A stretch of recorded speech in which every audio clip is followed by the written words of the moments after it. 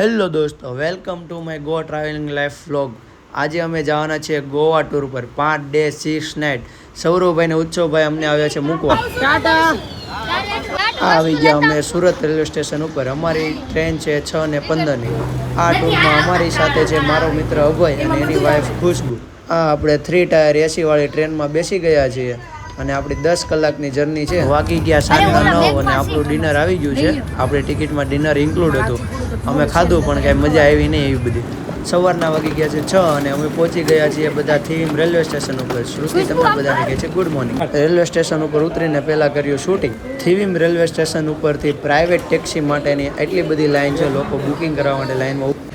અમારી hotel કેમ્બોલિમ beach પાસે છે, તો થીમ રેલવે સ્ટેશનથી કેમ્બોલિમ બીચ 17 કિલોમીટર છે. પ્રાઇવેટ ટેક્સીના અમને 900 રૂપિયા કીધા છે, તો અમે નક્કી કર્યું છે કે અમે હવે પબ્લિક ટ્રાન્સપોર્ટનો ઉપયોગ કરીને જશું.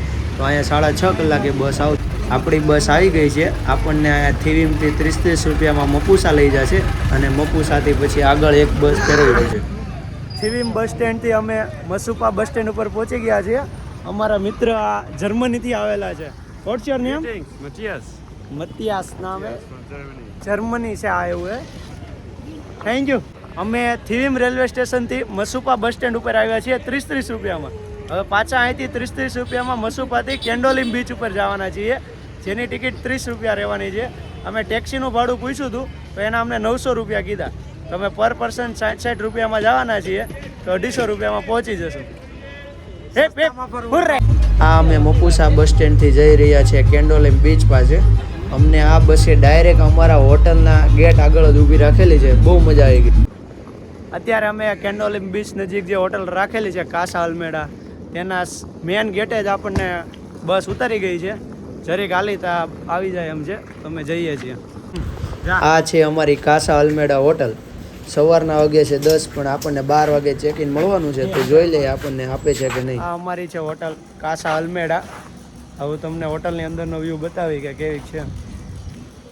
હવે અમારે કરવાનું છે ચેક ઇન. જો શ્રુતિ મારું વેલકમ કરે છે. મસ્ત છે ફિશ પર સબ કુછ. અભયભાઈ ચેક ઇન ચાલુ કરી દીધું છે.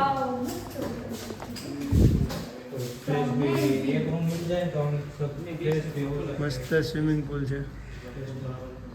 આપણે રૂમ રાખેલી છે, પણ ચેક ઇન ટાઈમ 12 વાગ્યાનો છે. અત્યારે તો સવારના 8:30 વાગ્યા છે, તો અત્યારે બહાર માર્કેટ માટો મારીએ તો આપણે રૂમ ખાલી થઈ જાય.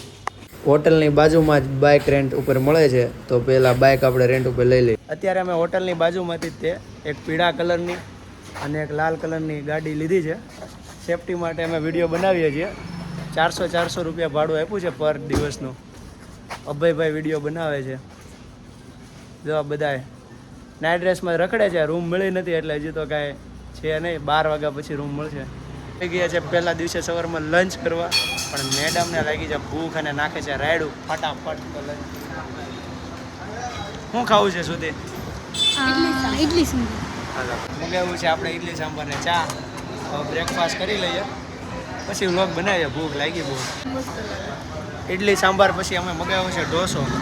1 નંબર ગોવાના ઢોસા છે, ખાધા જેવી આઈટમ છે. અત્યારે હવે નાસ્તો કરીને આવી ગયા છે કેલેંગુટ બીચ ઉપર. ગાડી પાર્કિંગમાં મૂકી દીધી છે. એક ગાડીના 30 રૂપિયા પાર્કિંગ ચાર્જ છે, 2 ગાડીના 60 રૂપિયા. મોંઘવારી અહીંયા વધી ગઈ છો ભાઈ. હવે તમને કેલેંગુટ બીચ ઉપર કંઈક શોપિંગ ને એવું કરીએ, કારણ કે 12 વગાડવાના છે. 12 વાગે આપણને રૂમ અલોટ કરવાના છે. ફાઇનલી કોલંગુટ બીચ ઉપર આવી ગયા છીએ. હજી તો બધાના વે હરખા નથી અમારે. પછી તો અમે બનાવ્યું મોટું દરિયા કિનારે દિલ, અને એમાં લખ્યા 2ના પહેલા અક્ષર. તા દરિયાનું પાણી આવ્યું અને અમારું વીખીને. તો હવે આપણે બીચ ઉપરથી શોપિંગ કરવા આવ્યા છીએ. હાલવામાં બહુ તકલીફ પડે છે, તો 200-200માં 2 ક્રોક્સ લીધા છે. હવે શ્રુતિના 200માં મળતા નથી. ગોતી હવે ક્યાં મળી જાય. હવે અમે શોપિંગ ને એવું કરીને આવી ગયા છીએ પાછા હોટલ ઉપર. હોટલ ઉપર પુલની બહાર બેઠા ખાઈએ છીએ ઠંડુ આઈસ્ક્રીમ. શ્રુતિ કયું આઈસ્ક્રીમ છે? Double chocolate.